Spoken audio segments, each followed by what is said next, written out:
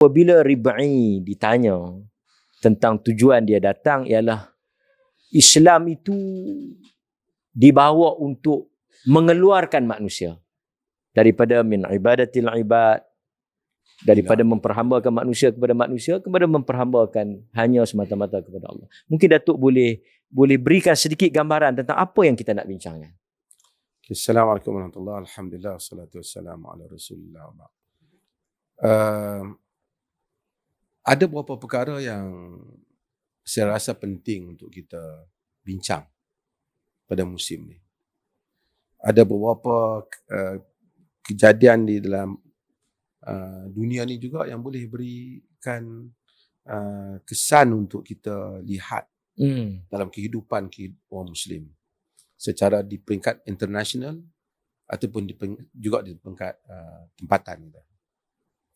Satu hari ni yang paling terbaru, 2-3 hari inilah, didakwa bekas mufti Syria. Zaman Bashar Assad, iaitu Ahmad Badruddin Hassun. Ini bekas mufti Syria yang didakwa, dibawa ke mahkamah, rakyat semua tengok, kerana kesetiaan dia kepada Bashar Assad yang menyebabkan dia telah dianggap tomahan yang diberi pada dia dalam mahkamah mendukung kezaliman yang dilakukan oleh Bashar Assad dengan kenyataan-kenyataan yang telah dibuat. Ini satu. Kedua ialah dalam negara kita juga ada juga beberapa isu. Kita ada isu tentang kerajaan, parti politik yang yang tumbuh berbagai-bagai. Jadi kita pun tak kenal. Ada orang masuk keluar politik dan juga ada isu-isu yang membabitkan istana. Kita ada isu di Negeri Sembilan, kita ada isu dalam beberapa negeri lagi dan sebelum itu yang menjadi percakapan rakyat. Sebahagian orang mungkin anggap orang agama ni dia tak berani cakap lah sebab dia pun kerja baca doa ya.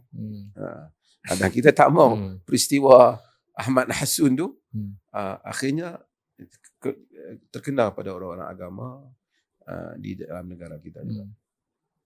Kita bukan, ini ada isu yang sensitif.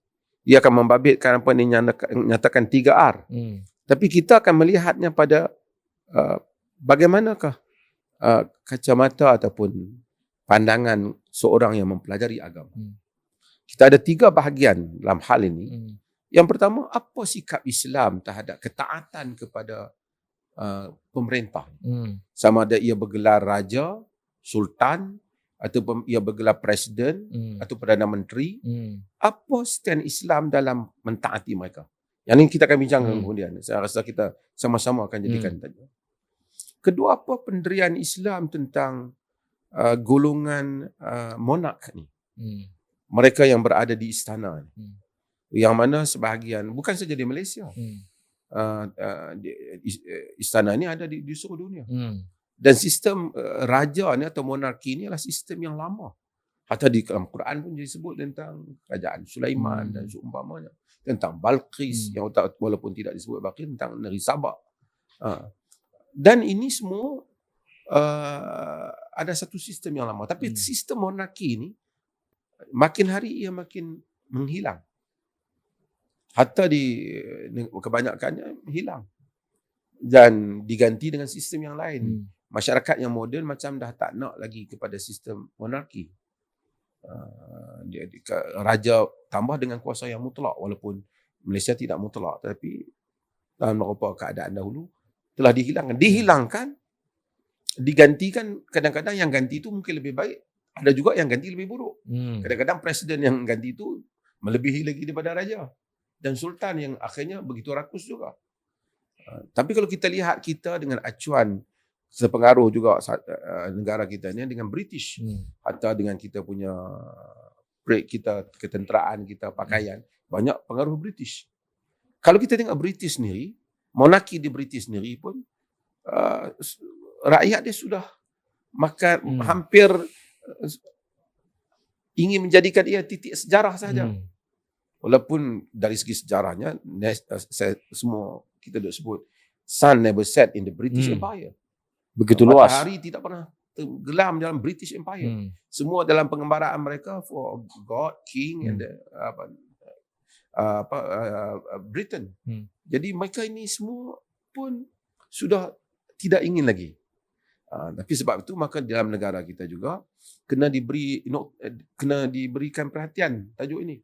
Kerana jika sekiranya salah urus, sistem yang berperanan dalam negara kita ini yang mempunyai kesan yang baik untuk mengimbangi kuasa di antara orang politik dan pihak istana, jika tidak diuruskan dengan baik, dengan banyak krisis yang berlaku dan campur tangan ataupun sikap-sikap tertentu yang ditunjukkan, dia juga akan menuju kepada yang sama. Dan itu tidak mustahil. Kerana sudah tidak ada lagi. Hatta di negara-negara Arab mungkin masih. Tapi itu pun beberapa negara Arab sudah bertukar. Nah, itu hal. Yang keduanya ialah soal feudalisme tadi. Feudalisme tadi yang mesti kita bincangkan dalam tajuk ini. Kerana Islam ini, feudal ni asalnya sistem yang digunakan pada zaman Eropah Pertengahan. Europe. Kemudian dalam sistem Melayu ialah sistem yang menyebutkan raja dengan pembahagian tanah, mereka yang diberi tanah, mereka yang hanya bekerja sistem. Tapi akhirnya ia menjadi satu konotasi yang negatif kepada satu ketaatan yang mutlak, sehingga apa saja yang dibuat oleh golongan yang dianggap sebagai golongan istana atau golongan atasan ini tidak boleh dibantah. Jika dibantah terus diambil tindakan. Ini juga nak dilihat sejauh mana 3R itu membantu memberikan impak yang positif pada rakyat. Ataupun jika disalahgunakan, akhirnya dia menjadikan rakyat ini menjadi bisu terhadap hal-hal yang salah. Ini juga mesti kita bincangkan dengan cara yang profesional, akademik, ilmiah, bebas daripada sentimen, tetapi kita akan mengikuti lunas sunnah keilmuan. Mungkin ramai orang tak berani membicarakan hal ini. Saya bagi tahu Ustaz Mat, kalau apa Ustaz Mat tak kenal. InsyaAllah. Tapi ini adalah tanggungjawab golongan agama supaya tidak mengulangi apa yang berlaku di Syria itu. Dan ini. Dan kita juga tak nak mengulangi apa yang juga Datuk selalu sebut, sebahagian agamawan yang menyelak jubahnya kerana takut terpercik darah orang yang cakap benar.